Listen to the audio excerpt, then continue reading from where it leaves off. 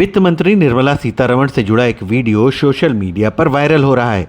इसमें कोयंबटूर के famous Annapurna restaurant के मालिक श्रीनिवासन जीएसटी पर सवाल पूछते नजर आ रहे हैं, जिसके बाद एक और वीडियो वायरल हो रहा है जिसमें श्रीनिवासन सीतारमण से माफ़ी मांगते नजर आ रहे हैं। वीडियो वायरल होने के बाद कांग्रेस पार्टी ने बीजेपी को आड़े हाथों लिया है। दरअसल तमिलनाडु होटल एसोसिएशन का प्रतिनिधित्व करते हुए श्रीनिवासन ने विभिन्न खाद्य पदार्थों पर असंगत जीएसटी दरों की आलोचना की।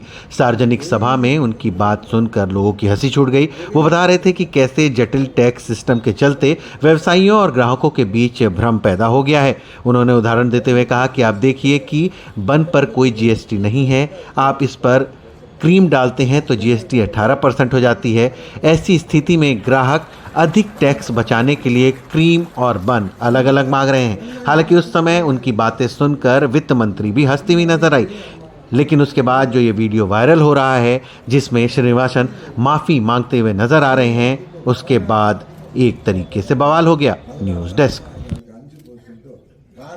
ये जो वीडियो आपने देखे, इसमें से पहला वीडियो कोयंबटूर का है, 11 सितंबर का है। 11 सितंबर को भाजपा ने अपनी मेंबरशिप ड्राइव के तहत लोगों को आमंत्रित किया था। निर्मला सीतारमण वित्त मंत्री हैं, उनसे मिलने के लिए कोयंबटूर के तमाम बिजनेस भी उसमें आए थे। उसमें से एक श्री अन्नपूर्णा स्वीट्स के वहां के ओनर श्री श्रीनिवासन जी थे।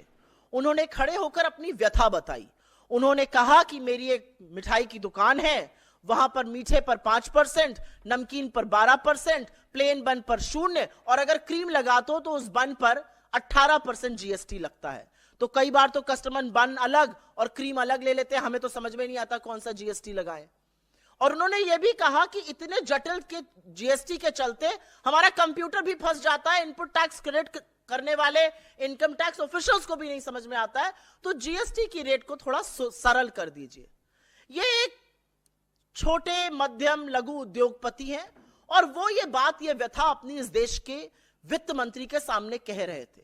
वित्त मंत्री, ऐसा प्रतीत हुआ वहां पर कि उनको कोई इससे आपत्ति नहीं थी, उन्होंने कुछ हंसी मजाक भी किया, लेकिन 24 घंटे के अंदर उनको अलग से बुलाया जाता है श्री अन्नपूर्णा जी के मालिक को और उनसे माफी मंगवाई जाती है। चोरी से पीछे से उनका वीडियो रिकॉर्ड होता है। मुझे नहीं पता उनका कंसेंट, उनकी सहमति भी इसमें थी कि नहीं थी। उनका वीडियो रिकॉर्ड किया गया और उस वीडियो को बीजेपी की तमिलनाडु इकाई ने अपने ऑफिशियल हैंडल्स पर डाला। इसका क्या मतलब है? क्या इसका मतलब यह नहीं है कि इस देश की वित्त मंत्री के सामने अगर किसी ने अपनी व्यथा, अपनी तकलीफ, अपना दुख, अपना दर्द, अपने कारोबार की दिक्कत बताई तो बजाय उसको सुलझाने के उन्होंने उस व्यक्ति को डराना, धमकाना, उससे माफी मंगाना ज्यादा जरूरी समझा। इंग्लिश में एक टर्म होता है इंटॉक्सिकेटेड ऑन पावर।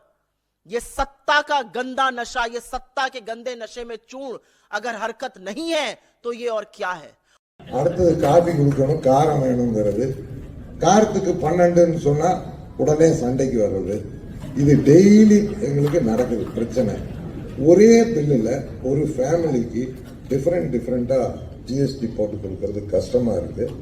ஒரு பன்னுக்கு ஜிஎஸ்டி கிடையாது, பன்னுக்குள்ள ஒரு கிரீம் வச்சுட்டு அதுக்கு 18% ஆயிடும்। கஸ்டமர் என்ன சொல்றாரு, நீ கிரீமே ஜாமையும் கொண்டா நானே வச்சுக்கிறேன், பணம் நடத்த முடியல। அதனால ஒன்னா எல்லாத்துக்கும் ஒரே மாதிரி ஜாஸ்தி பண்ணிருக்கேன்। இன்னொன்னு இதே அம்மா வந்து உங்க எம்எல்ஏ அம்மா தான் இதெல்லாம் பண்றது।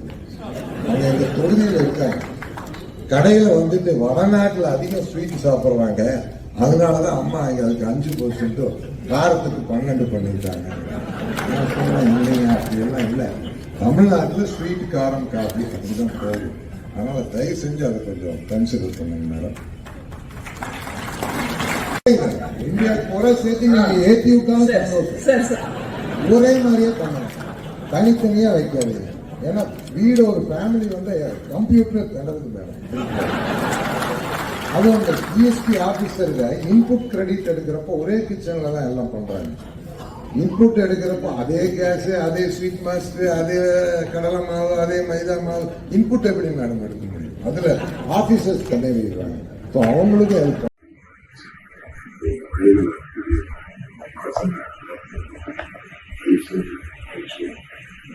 இந்த பார்ட்டியும்